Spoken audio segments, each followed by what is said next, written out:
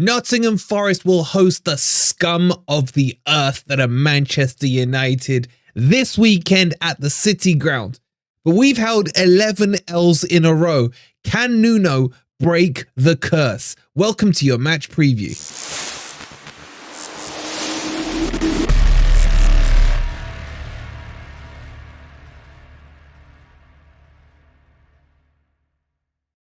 Good morning, good evening, or good night, wherever in the world you are. Hope you're well, and welcome to the big one, because this is the one for me.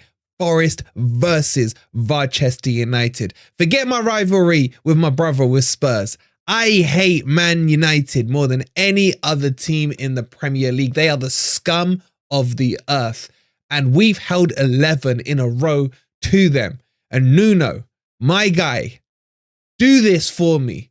Do this. If you deliver a victory on this game, I will be unbearable to those Manchester United fans. I will have a field day like no other. And I've got a feeling. I just have a feeling because I believe in that man right there. Not that other idiot next to him. Anyway, hope you're looking forward to this because I really am. Let's start with the likes. Make sure, let's get out of the way. Hit those like buttons if you haven't already. Make sure you're subscribed. You know the usual drill. And let's jump into this. Now, let me set the scene before we go into the Forest predicted team, the Manchester United predicted team, etc. Let's look at the state of play of both teams. Both teams have lost 3 out of their last 5. They've drawn 1 out of their last 5, and they've both won their last game. And Manchester United, I think, were better in the second half against Villa, but looked crap in the first half as they went 2-0 down. But you always sense, just like when Forest played Villa, that Villa were playing into the hands of Manchester United there. So was that victory against Villa a false dawn? I think it was, because we saw that with us. There are so many similarities, I hate to say it, between the two clubs, especially under the Cooper regime and the Ten Hag regime. Now, obviously, with Nuno coming in, we've broken that cycle and things have changed. But if you look at the discontent in their fan base, they're quite split at the moment. Ten Hag in, Ten Hag out. Ten Hag can't really be sacked right now until Jim will fix it is ratified by the Premier League.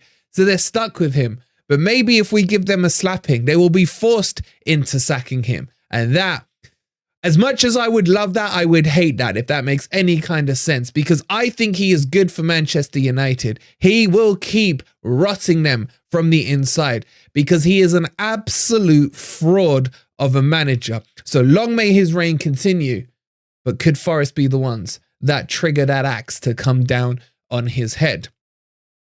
Let's get into the team predictions. Let's start with Forest. And I think we're starting to see a pattern develop with Nuno. But could there be a couple of curveballs? Let's jump into it.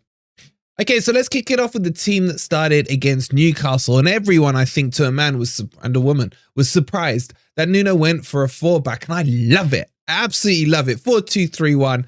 Look at the receipts. How long have I been saying this is the formation designed for Nottingham Forest? To be honest, I still think would work in a 3-4-3 under Nuno's terrain and the way he would guide the team. Do I see him switching from this formation? Maybe. If he does, it'd go a 3-4-3. But I think he's just put his kind of flag down and he said, this is what I'm going with and we're going to build around it. And I think that's fantastic. A fantastic way to approach it. Now, will there be any tweaks from the Newcastle game? My feeling is yes, there will be, because one, we've had 3 games in nearly a week. Couple of players underperformed for me, and obviously Sangare is suspended after picking up his 5th yellow card, which I think is a huge shame. I'd have been even more confident if Sangare was playing. So who definitely stays and who definitely is on the maybe list? Well, for me, obviously Cristiano Ronaldo will start and lead the lineup. Do I expect another hat-trick? No. But do I expect a confident player? Yes. He'll be up against Varane potentially, which could be an interesting matchup. Now, in terms of the other 2 attackers, I think Elanga will definitely start against his old club. Oh, if he scores a hat-trick, oh my God. He'll be my favourite player ever. He'll be up there with Brian Roy. Anyway, I think Elanga will definitely start. Callum Hudson-Odoi for me could be a question mark. Now, who could he be replaced with? It could be Origi. We saw Origi being unlucky against Bournemouth the other week after the red card and being sacrificed. So maybe we might see Nuno have one final look at him before they decide to cut him loose in the January window. My gut feeling says, though, that Nuno will stick with Callum Hudson-Odoi because he seems to like to play through players' bad patches. As we saw with Danilo, when I was saying he probably should have been slung at half-time, he left him on, and fair play to him, he did improve. He still wasn't perfect, but he did improve. So Nuno is showing some loyalty in the right way to players during matches. And I think Nuno's in-game management has been fantastic in both games anyway. Morgan Gibbs-White, I think he's first or second name on the team sheet. Back to his old self, back in his correct position. No more of this wide crap. Play him through the centre and he will deliver. It's the two in the CMs, the 6 and the 8 positions, that I think are up for debate. Now, for sure, we know Sangare is not going to play, and it's just typical Man U luck that he can't make it. So I think the gut feeling is for me that Mangala will come back in. Now, Mangala's been brilliant all season. I still don't see him as a progressor in that midfield, more of a breaker-upper of play. Is that even a real phrase? But I think he could work well in this game. So he will go out.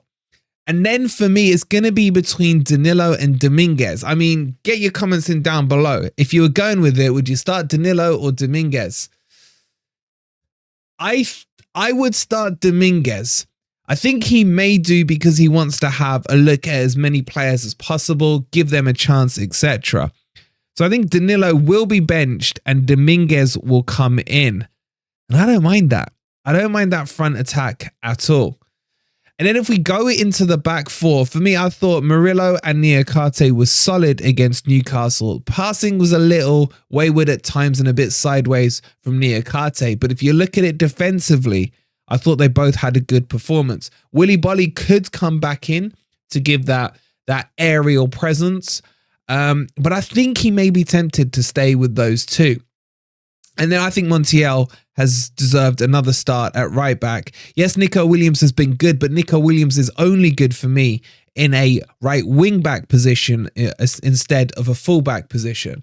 So for me, Montiel will stay.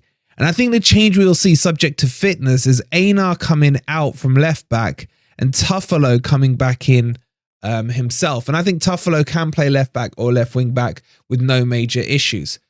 I personally would then change Turner. I would put Vlachodimos in goal. Although there were no howlers from Turner, I still didn't get a vibe of a comfortable, confident goalkeeper, even against Newcastle. Flapped at a couple, was bailed out once by Worrell. Good save early on in the first half and then decided to kind of push it into the middle of the box just before half time. So all those things do build up, but I think he will still stick with Turner. Now, as I've said before, I've not been convinced by either one. However, what I will say is Nuno is the man to decide for me because Nuno is a goalkeeper himself, and therefore I'm sure he's seen something in Turner that maybe I've missed. But this to me looks like the team that Nuno will go with. It's still hard to predict. There's still a couple of players I think he'll have his eye on that he may want to bring into the fold. Origi for me will be one. Could we see Omar Bamadeli? I don't think so. And then it depends, does he want to start Yates? Yates could come in, maybe instead of Dominguez. That's probably another option. But I don't think I'm going to be a million miles off with this one. But who knows with Nuno? We could end up with a 3-4-3. What are your thoughts on this team, though?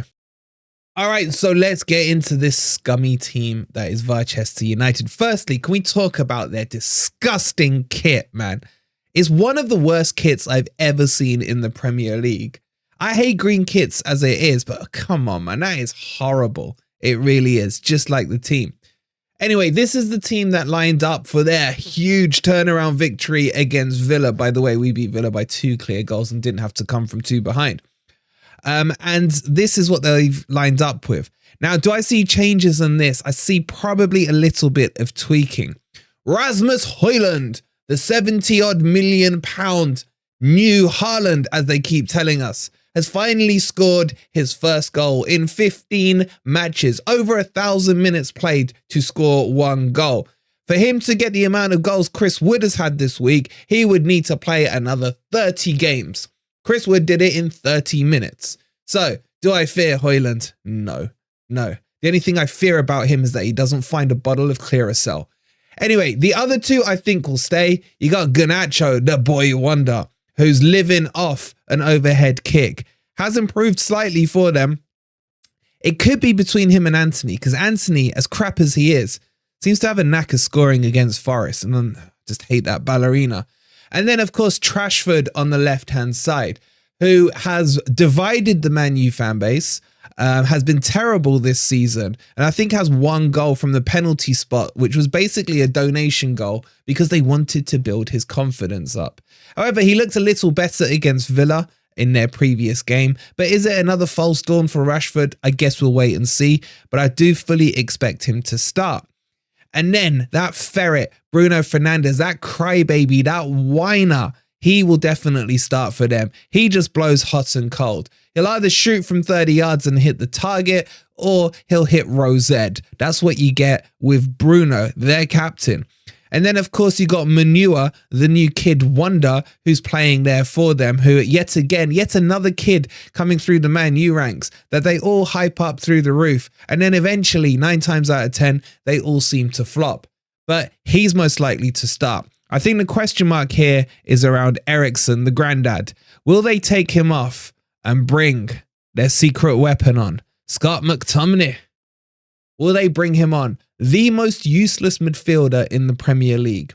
A guy who lives off a couple of fluky goals, and Erik Ten Hag keeps picking him. However, he did drop him for the Villa game, but I can't see him not being put back in.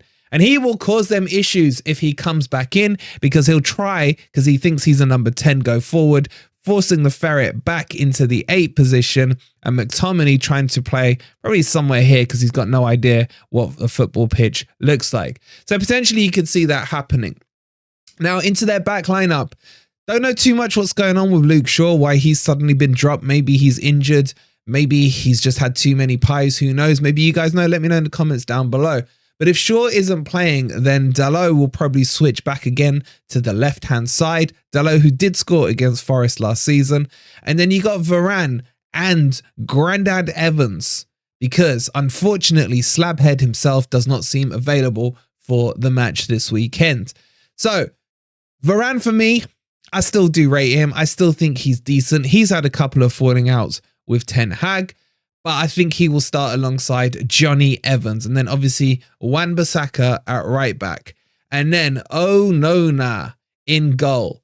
The goalkeeper from Kid and Play. The goalkeeper who thinks he's a midfielder, not a goalkeeper. Who has no idea that he has 2 hands attached to his arm. Can't seem to save anything. Dives before a ball even reaches him. Absolutely shocking in goal. Has cost them the Champions League. Has conceded the most goals in history from an English club in the group stages in the Champions League. And has mistake after mistake in him. And I can say to you guys with a huge smile on my face that it looks like he will be starting against us. Let's not forget, Taiwo put 2 past him at Old Crapford this season, where he sat him down before he'd even shot. Yet another example of how he tries to anticipate the shots too early. And hopefully he will let a bagful in this Saturday against Nottingham Forest. But I think this will be roughly the team we see for Manchester United this weekend. Do any of these players scare you? Let me know in the comments down below. All right, so let's get into the all-important predictions on this one. And let me remind you, I was bang on the money, 3-1 to Forest, I said, against Newcastle. Do I see it being 3-1 to Forest again this Saturday? No. How do I see this one playing out? For me, the secret of beating Man U is a very simple formula. Give them the ball. They don't know what to do with it. They don't know how to break down a solid defensive unit, and they struggle to create goals. Before the Villa match, they had scored 0 goals in their last 4 games. In well over 300 minutes of football, nil points in terms of goals. But playing against the Villa high line, I think Mian and Ez could have put a hat-trick in between us, especially with Ez's pace. So, do I expect us to have a lot of the ball? No, I think the actual right strategy is give them the ball and do exactly what we did against Newcastle and look to hit them at pace. If they don't play with a proper double pivot, as in 2 6s, if they were to bring Amrabat and Manua in that midfield. I think that would make more sense as they could hold that midfield line better. But I think Morgan Gibbs-White will find himself with a lot of freedom, especially if McTominay plays. Or even if Eriksen plays, he should have the pace to beat him quite comfortably. And then, of course, Elanga playing against his old club. This could be the interesting one. Coming up against Dalot potentially, if he plays on the right-hand wing for Forest, that could be a mismatch made in heaven. Dalot playing out of position. Elanga gets in behind. But will he look up? I'm hoping Nuno's drilled that into him over the last few days. My gut feeling says Forest are going to win this. And I think Forest will win this with a clean sheet. I don't know if it'll be 1-0 or 2-0. But looking deep into my heart, I see a 2-0 victory coming to Nottingham Forest this weekend. Clip it. I've said it. There we go. Can I be bang on the money 2 weeks in a row? Should I give you some goal scorers? Morgan Gibbs-White. He will definitely score this game. I feel it. And maybe it comes from a direct free kick. Clip that one as well. Hope you've enjoyed the preview. I hope you take it with the right tone. Please hit that like if you haven't already. Subscribe to Forest Fan TV if you are new. And we'll see you on yet another preview with a cracking YouTube friend very shortly. Come on, you Reds.